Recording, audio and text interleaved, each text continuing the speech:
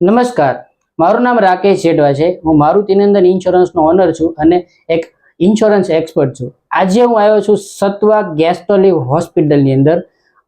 Doctor ભાવેશભાઈ સાથે આજે આપણે થોડી વાત કરવાની છે કે ભાઈ એમની હોસ્પિટલની અંદર કઈ કઈ સગવડતાઓ છે, સાહેબની શેની અંદર માસ્ટરી છે.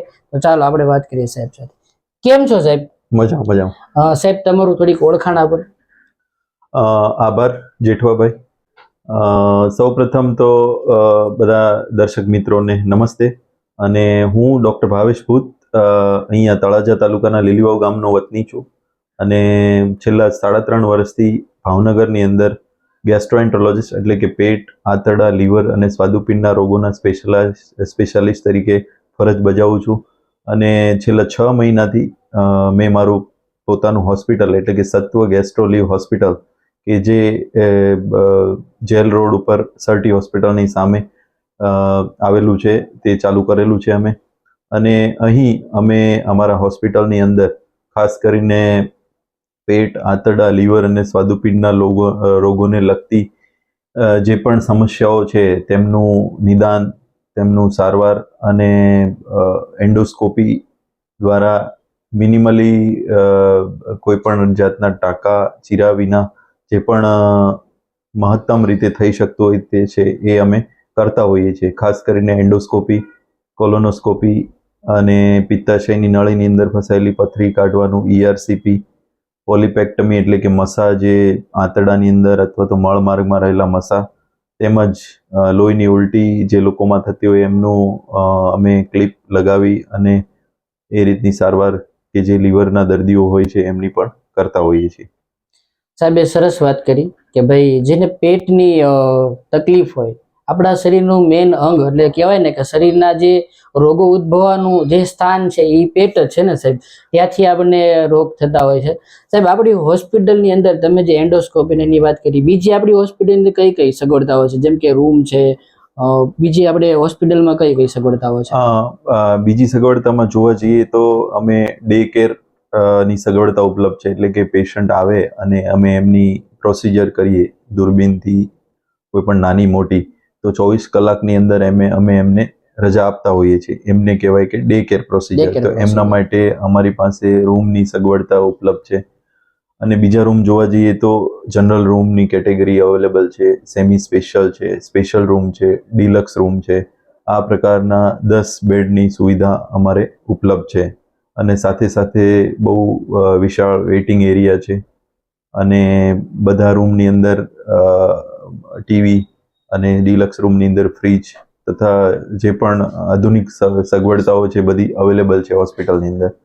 અને અમારી પાસે ખાસ કરીને ભાવનગરનું ફર્સ્ટ LED-નું એન્ડોસ્કોપ એટલે કે જેની અંદર LED લાઇટ કે જે લેટેસ્ટ ટેકનોલોજી છે એ રીતનું એન્ડોસ્કોપ છે, કોલોનોસ્કોપ છે અને ડિયોડિનોસ્કોપ છે. એટલે કે જે પણ અત્યારના લેટેસ્ટ નિદાન અને સારવાર માટે જરૂરી સાધનો છે એન્ડોસ્કોપીને લગતા, એ બધા અમારી પાસે છે. અને અમે ઘણી બધી એન્ડોસ્કોપી રિલેટેડ પ્રોસિજર્સ કે જે ભાવનગરમાં અમે પ્રથમ વખત કરેલી છે એવી પણ ઘણી અમે કરેલી છે, ખાસ કરીને સ્વાદુપિંડના રોગો માટે અને પિત્તાશયના રોગો માટેની કરેલી છે.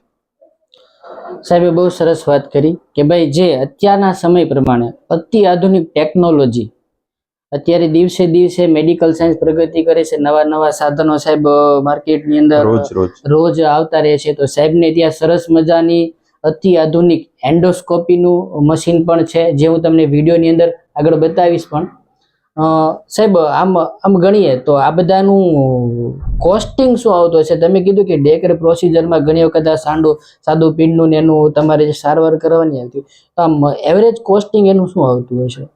એવરેજ કોસ્ટિંગ તો પ્રોસિજર્સ પ્રમાણે અને દર્દી પ્રમાણે અલગ અલગ થતું હોય છે. પણ ઓન એન એવરેજ જોવા જઈએ તો 10,000 થી માંડી અને 30-40,000 રૂપિયા સુધી પણ જઈ શકે, જેમની બીમારી, જેમની જરૂરિયાત. હા, સાહેબે જે વાત કરી કે ભાઈ દિવસના 10,000 થી લઈ અને 30,000 સુધીની એનું કોસ્ટિંગ આવતું હશે.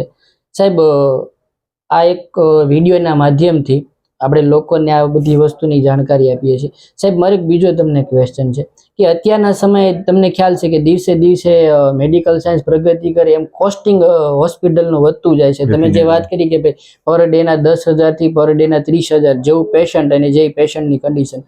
તો સાહેબ મારો એક સવાલ છે કે મેડિક્લેમ પોલિસી વિશે આપનું શું માનવું? લોકો પાસે મેડિક્લેમ હોવી જોઈએ? હોવી જ જોઈએ મેડિક્લેમ, અને આપણે આ હોસ્પિટલમાં પણ મેડિક્લેમને લગતી સુવિધાઓ ઉપલબ્ધ છે.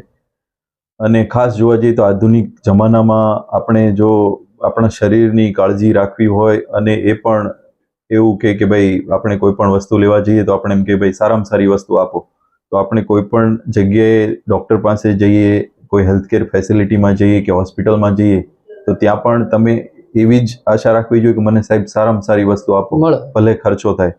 પણ કેવું છે કે આજે દર્દી ઊંધું વિચારે છે એમ કે ભાઈ અમને, કારણ એનું એ જ કારણ છે કે આ બધી કોસ્ટિંગ વધી ગઈ છે અને દર્દીઓ પાસે ઇન્સ્યોરન્સ હોતા નથી.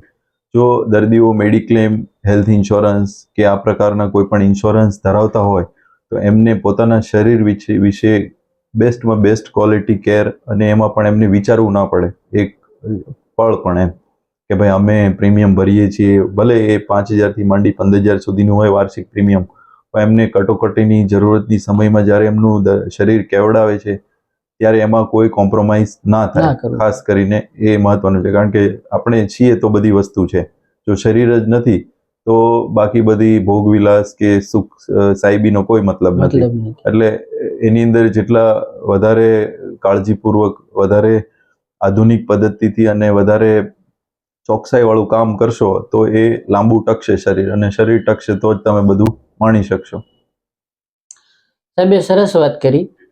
સાહેબની વાત મને બહુ ગમી કે ભાઈ શરીર હશે તો આપણે આપણા જે સુખ સાહેબી જે વસ્તુ ભોગવી છે એ ભોગવી શકીએ. સાહેબે એ પણ સરસ વાત કરી કે ભાઈ જો તમે સારી સારવાર લેવા જશો તો કોસ્ટિંગ થશે, અને કોસ્ટિંગ થશે તો જો તમારી પાસે મેડિક્લેમ પોલિસી હોય તો સાહેબે કીધું કે એક ક્ષણ પણ વિચારવું ન પડે અને આપણે બેસ્ટ ટ્રીટમેન્ટ લઈ શકીએ. સાહેબ તમારો ખૂબ ખૂબ ધન્યવાદ. Thank you.